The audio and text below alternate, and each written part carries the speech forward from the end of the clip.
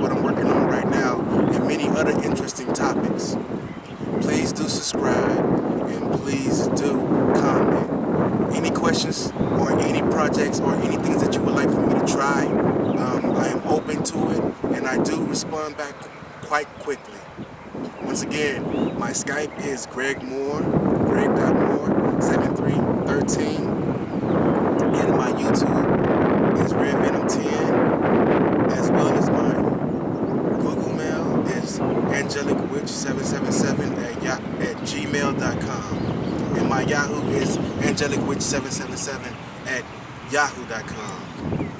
And continuing from part 2, well, as you can see today, it's a little bit windier, but the energy is still flowing free, and it's still focusing with that intent, a place of psychic perspective and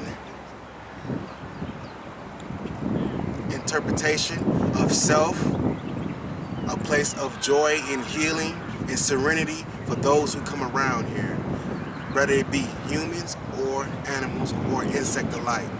Now remember, I started from place one corner to 2 corners, so now I'm starting on this 3rd corner right now. And right now, as you can see, that I'm constantly chanting the same thing with the same intent, and I'm focusing, and I'm also bringing in the energy, and I'm allowing the energy itself to pretty much manifest and take over this area as per to my request. If you haven't remembered from what I said before about how to have a rapport with nature or whatever deity that you work with when you're building a place of power, that is a key, essential to building a place of power.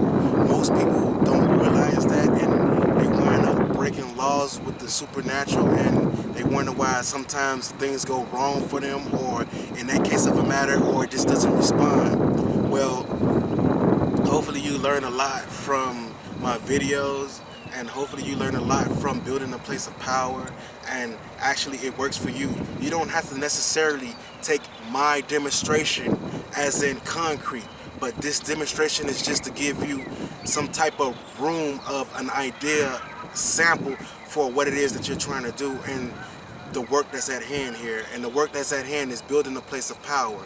As you notice, I said that when you know when you're successful, because the places start attracting bugs, animals, and different things like that. Where if you notice in the first video, there was no animals here.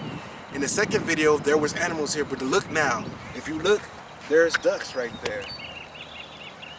And then there's also a geese over there too, which is a new added bonus to building this place of power and making it something that's unique for everybody, so that they can receive serenity no matter what lifestyle that they have.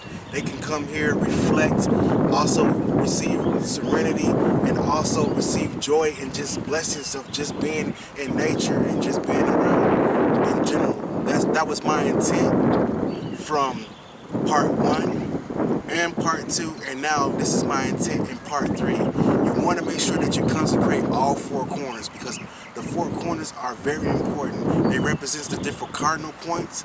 Some people also add it as in they represent the different elements. They can represent the different elements, but I prefer to use the cardinal points because I'm working with nature, and because of the very fact that I'm working with nature, I want to make sure that I'm communicating with purely just nature, and that my will to be manifested in this area for which I'm claiming to do my work at, or the great work at hand, which is building a place of power. Please do subscribe. Please do post up comments, and also too, please share with your friends and share with your family about what your ideas on here, because my main goal is to inspire you to do something great, because nature is in a great big transition of change, and we are, since we're a byproduct of nature, we are in that same process. And I'm basically doing my own work here by helping other people evolve and to become to that greater state, so that us as a human society can grow and become better as people and become better caretakers of what we are stewards of. Thank you. And stay tuned for part 4 of Building a Place of Power.